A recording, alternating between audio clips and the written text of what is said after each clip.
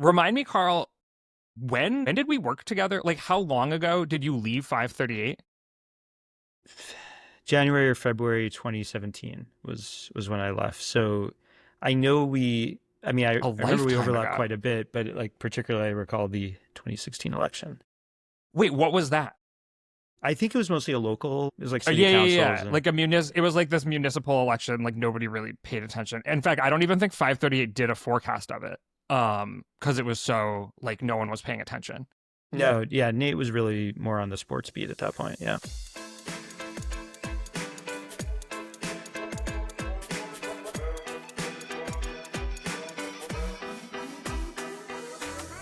Hello and welcome to the GD Politics Podcast. I'm Galen Druk.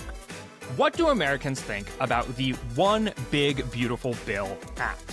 And is the acronym pronounced OBA or ABBA?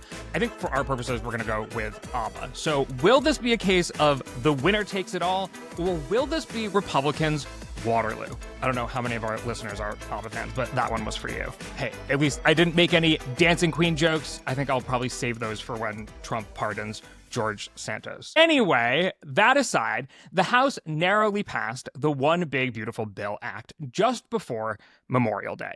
Senate Republicans now have to figure out what they want to do with it. And while they do that, we're going to figure out how Americans are reacting to it.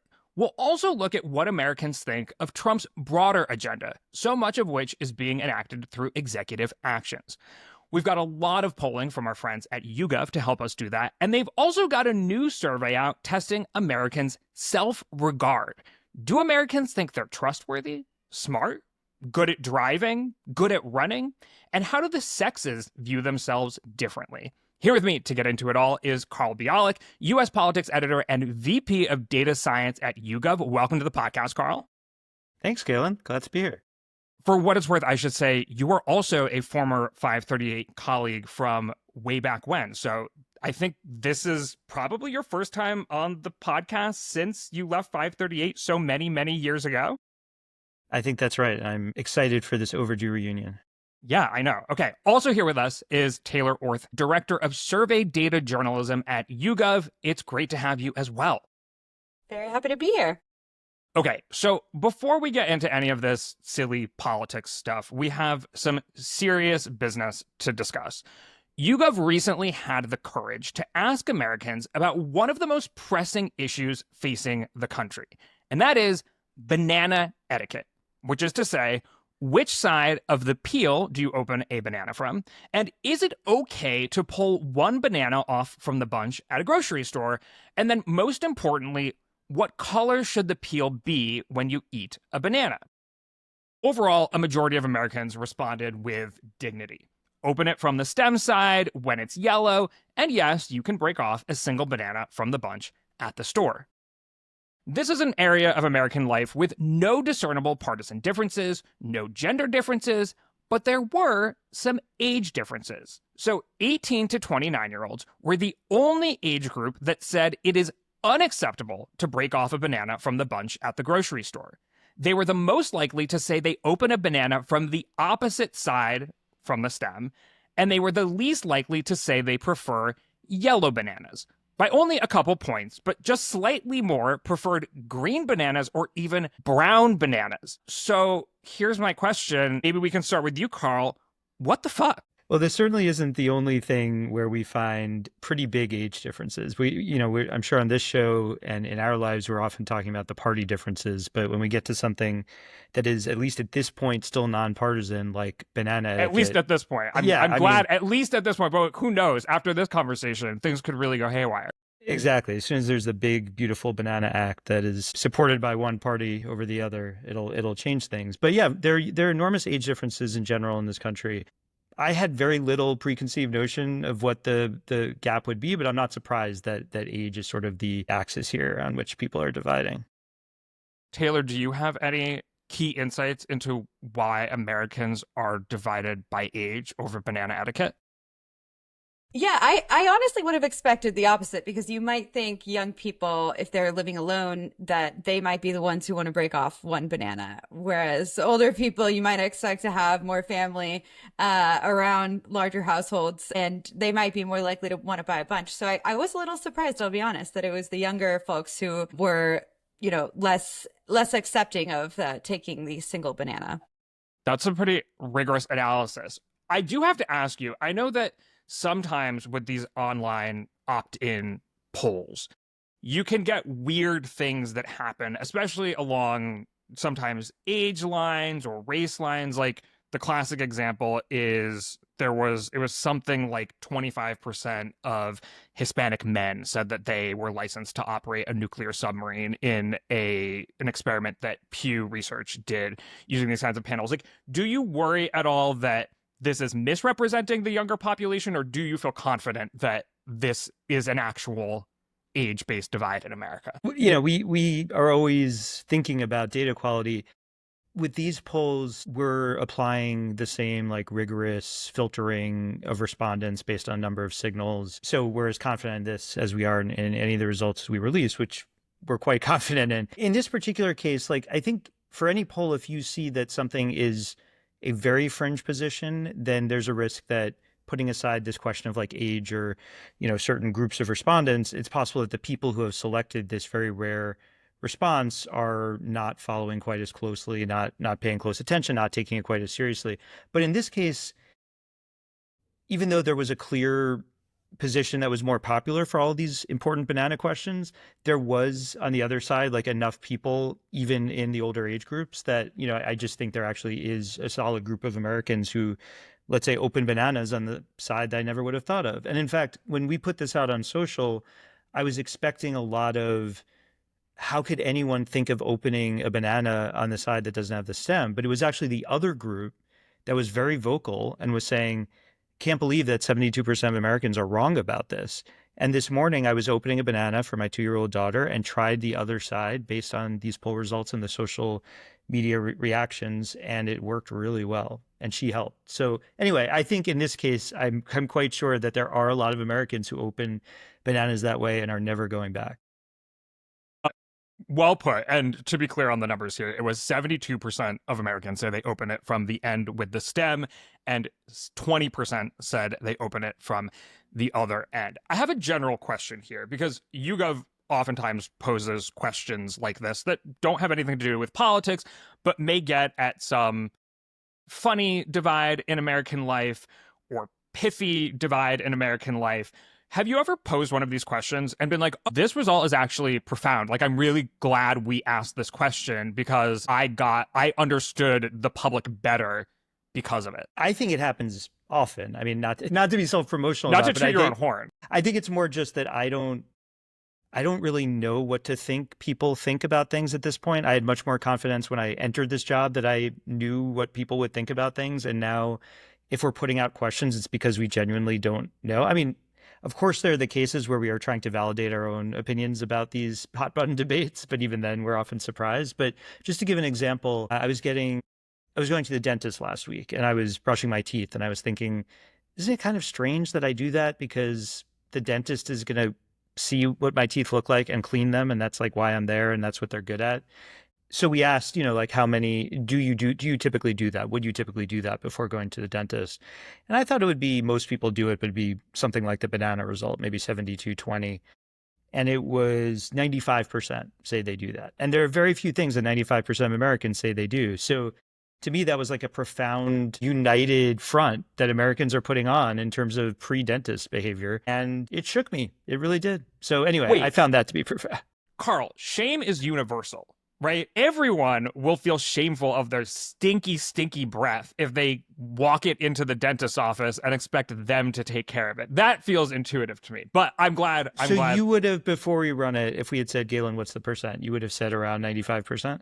And frankly, if you aren't, like, get What's it wrong together with you? and don't go to the dentist. Like, don't put your dentist through that shit.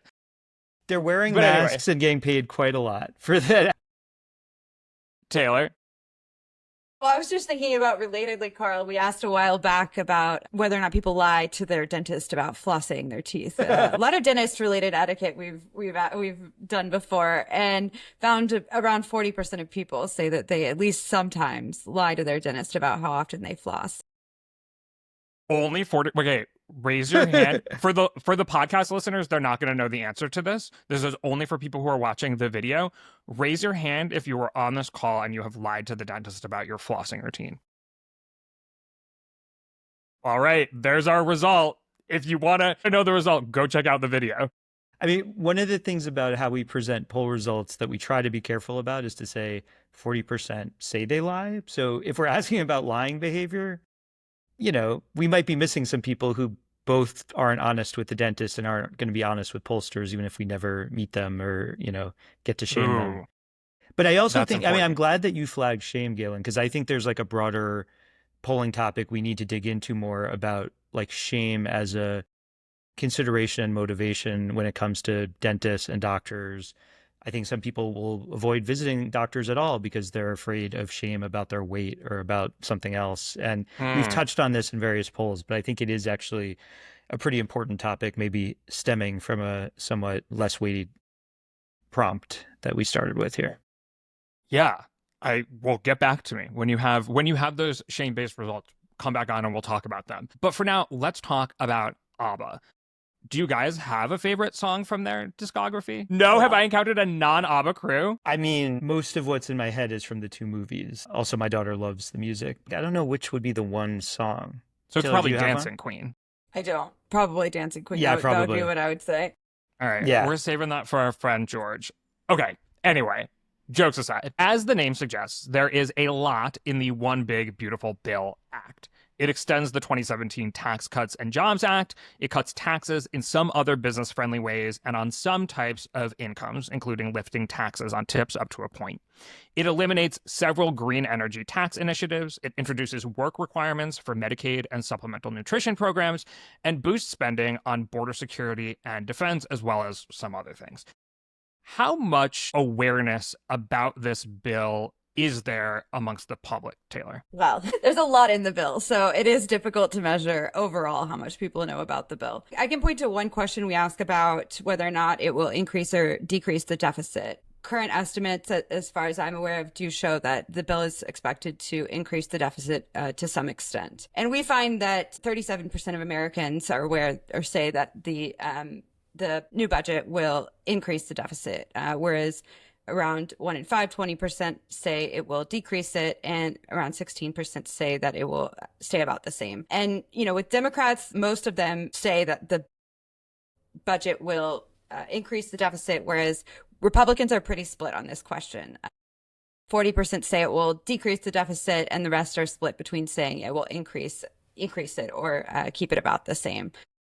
So on the deficit, there's on that end of their knowledge of what's going to happen with the bill. There's kind of mixed perceptions. Yeah, I mean, we have asked people if they think it will increase their tax burden, and also if they think it will increase tax burdens defined broadly, like across poor people, middle class, the wealthy. And there's a lot more expectation of increase of tax burden by the public than there is baked into the bill. I think maybe another way to get at sort of like awareness is that there's a lot more people support extending the 2017 Tax Cuts and Jobs Act than oppose it, but the budget itself is opposed quite a bit more than it's supported. That's not the only aspect of the budget, but I think that also gets at kind of the difficulty in asking about bills where they're given names that sound really good, even if you haven't given them an acronym that's tied to a very popular Swedish band. And that, to some extent, we kind of sometimes we have to ask about the bill by name, but the Tax Cuts and Jobs Act sounds great. Like, people like both those things quite a bit if you pull them separately. But asking about the current budget is less popular because, budget is like a more neutral concept. Yeah, I mean, there's some different threads here that we can pull. You asked overall Americans, do you support or oppose Trump's budget? It was 43% oppose, 36% support overall, and 21% had no opinion. Right? So at the very least, it seems like 20% of Americans are willing to say they don't know enough about it to form an opinion on it. And I have to imagine that a lot of the people who are saying they support or oppose are reacting more to the fact that the question includes President Trump's proposed budget than knowing the details in it.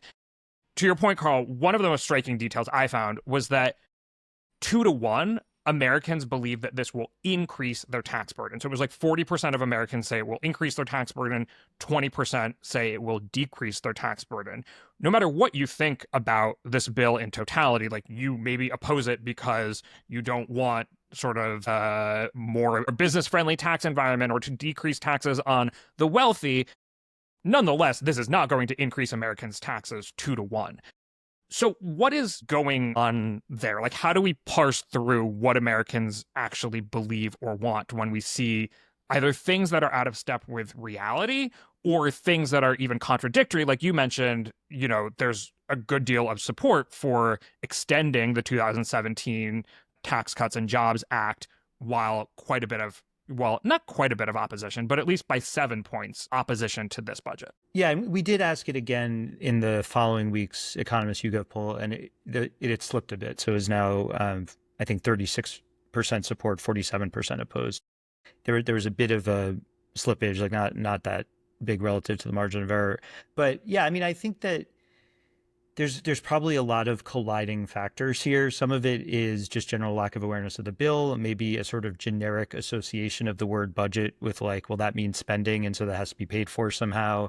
Maybe an experience with past budgets from past administrations during someone's adult lifetime that have involved tax increases at times. Just about any question where we let people react in some way to something labeled with the Trump administration, people who are staunch opponents of that administration are going to choose, some of them are going to choose the option that is negative. And in this case, that would be a tax increase for a lot of them. We deliberately on these questions give people a range of options. So you can say, I'm strongly opposed, or you can say, I'm somewhat opposed. And if you don't know very much about it, but you do know that it's a Trump proposal and you know that you generally oppose anything that Trump proposes, then you can be somewhat opposed without knowing a whole lot about it. So, I think that's some of what could inform it, but it is surprising. I mean, I think 40% is also, it's a lot more than the people who say we'll decrease it, but it's also a lot less than half. So there are at least a lot of people who aren't